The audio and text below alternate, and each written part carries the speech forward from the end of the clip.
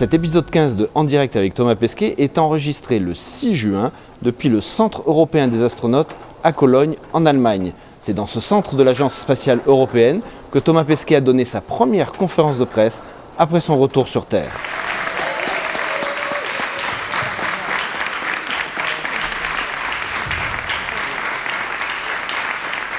Le 10e Français dans l'espace nous a fait l'amitié de répondre à 2 questions liées à la pierre de Mars que la Cité de l'espace lui a confiée avant de partir. Bonjour Thomas, une question pour la Cité de l'espace. Vous avez emmené une pierre de Mars qu'on vous a confiée là-haut. Vous en avez fait un très beau symbole de l'exploration robotique habitée. Et justement, habitée, vu ce que vous avez subi et votre état au retour, qu'est-ce que vous pensez ? Est-ce que vous seriez capable de faire une mission scientifique sur Mars après un voyage de 6 à 9 mois ?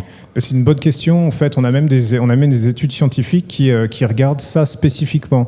Moi, j'ai pas participé à ça. J'avais signé, mais il y avait déjà assez de sujets. Mais par exemple, Oleg, mon collègue russe, immédiatement après le retour, lui, il est allé faire du rameur, des tests un peu difficiles pour voir jusqu'où il pouvait aller, pour voir à quel point son sens de l'équilibre était un peu abîmé, de voir à quel point il allait pouvoir être efficace dans le scénario d'une mission d'exploration au long cours.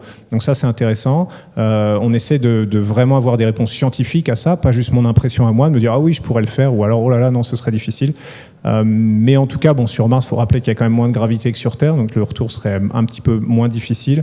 Je pense qu'il faut quelques heures. Moi, honnêtement, les 12 premières heures, ça aurait été un peu compliqué de faire du travail physique, parce que mon équilibre était pas très bon, parce que quand je tournais trop la tête, j'avais un peu des vertiges, donc c'est pour ça qu'il y avait des médecins qui m'aidaient. Mais ça, on serait habitué assez vite en fait. Moi, au bout de 12 heures, j'étais fonctionnel quand même. Donc, je pouvais marcher, alors pas en état de courir un marathon évidemment, mais je pouvais marcher, monter les escaliers, tourner, mettre mes chaussettes tout seul, des choses comme ça. Donc c'est une question intéressante, mais on y répond scientifiquement. Cette étude qui s'appelle Field Test, elle a pour vocation justement d'avoir des réponses prouver des réponses scientifiques et de dire voilà, il faudra tant de temps dans tel état de gravité et puis on planifiera en conséquence. On n'ira pas envoyer des gens creuser des tranchées dans les 2 premières heures après avoir touché la surface de Mars. De toute façon, quand on ira au long cours. On n'ira pas pour une semaine, on ira pour 6 mois. Donc à mon avis, ça posera pas de problème. Vous parliez de Peggy Whitson qui n'est pas redescendue. Je crois que ça vous a permis de faire descendre plus de choses dans le Soyouz puisqu'il fallait compenser son absence. Question un petit peu intéressée aussi, est-ce que vous avez pu ramener la pierre de Mars ?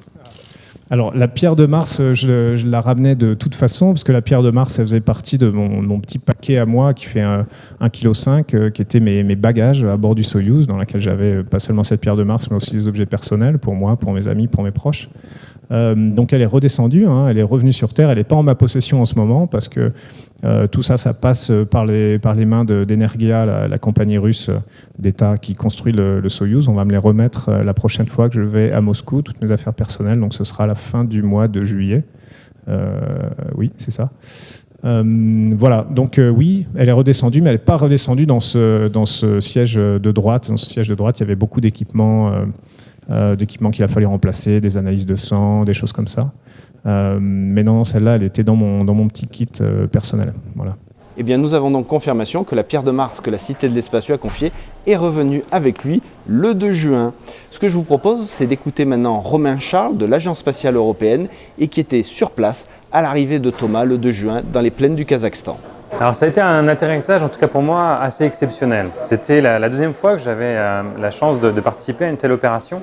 Et pour le retour de Thomas, donc, l'hélicoptère qui peut s'approcher de la capsule pour faire de belles photos, c'est uniquement l'hélicoptère des médias. C'est la règle. Mais cette fois-ci, on était assez proche, on est arrivé très vite sur le lieu et nos pilotes de l'hélicoptère dans lequel j'étais ont commencé à pointer quelque chose dans le ciel. Et à partir de ce moment-là, ça a été vraiment magique puisqu'on a pu voir la capsule descendre avec les grands parachutes au-dessus. On a pu la voir arriver au-dessus d'un lac au Kazakhstan à se dire « Mon Dieu, mais ils vont tomber dans l'eau, c'est pas possible ». La voir passer juste à côté et atterrir avec le soft landing aussi, avec toute la fumée que ça peut provoquer. Donc, et en imaginant en plus tout ça avec une lumière de crépuscule, puisque le soleil allait bientôt se coucher, c'était vraiment quelque chose de magnifique. Alors mon rôle pour le retour de Thomas Pesquet a été de faire le crew support, le support des astronautes, c'est-à-dire toutes les petites choses auxquelles il faut penser lorsqu'on revient sur Terre. Un astronaute revient avec une combinaison Sokol et il va se changer, il va aller dans la tente médicale, être suivi par son médecin, mais les vêtements par exemple, il faut bien que quelqu'un y pense. Voilà, donc ça c'est une des choses par exemple que j'ai pu faire pour le retour de Thomas. La sortie de la capsule se fait avec les personnes opérationnelles du Search and Rescue, donc des Russes. Ce sont eux qui sont habilités à rentrer la tête dedans dans la capsule pour aider les astronautes à sortir. Et le médecin des astronautes qui étaient présents étaient là aussi au plus proche de la capsule pour aider et checker et voir si tout allait bien pour Thomas. Donc les équipes de Search and Rescue russes, le médecin des astronautes sont vraiment les personnes qui doivent être au plus proche de la capsule. Moi, c'est une opération quand même. On n'est pas là pour se gêner les uns les autres, pour se faire plaisir. Donc je suis resté un petit peu en retrait. J'ai pu voir Thomas sortir de la capsule et être amené sur sa chaise. Et après, emmener la chaise sur laquelle il était assis jusqu'à la tente médicale, ça avait été prévu un petit peu avant.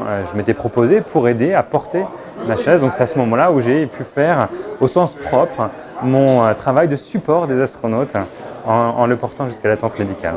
Immédiatement, en voyant Thomas, on a à peu près tous la même réaction. On le trouve assez pâle, ce qui est tout à fait normal puisqu'il revient de 6 mois dans l'espace.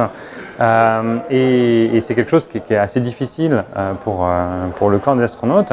Mais comme on a pu le voir aujourd'hui lors de sa conférence de presse, il récupère extrêmement vite. C'est d'ailleurs assez impressionnant de le voir monter des escaliers comme ça, comme si de rien n'était, parler pendant 1 heure à tous ces journalistes. Donc c'est une récupération très rapide et c'est tant mieux.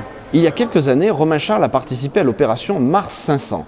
C'était une simulation de voyage vers la planète rouge. 6 personnes ont été placées dans des modules totalement coupés du monde, en banlieue de Moscou. Le but, c'était d'étudier notamment l'aspect psychologique d'un voyage aller et retour vers la planète rouge. Fort de cette expérience, nous lui demandons ce qu'il pense de la possibilité de faire de tels vols à l'avenir. D'avoir pu être au plus proche des astronautes qui reviennent d'une longue période dans l'espace, avoir pu vivre de l'intérieur cette mission Mars 500, je pense vraiment que c'est possible.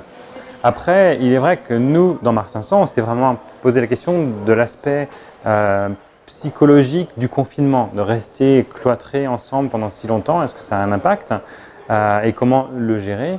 Les astronautes travaillent chaque jour dans l'espace pour mieux comprendre les réactions du corps humain et du système, du vaisseau lui-même, pour pouvoir aller encore plus loin, rendre les systèmes plus robustes et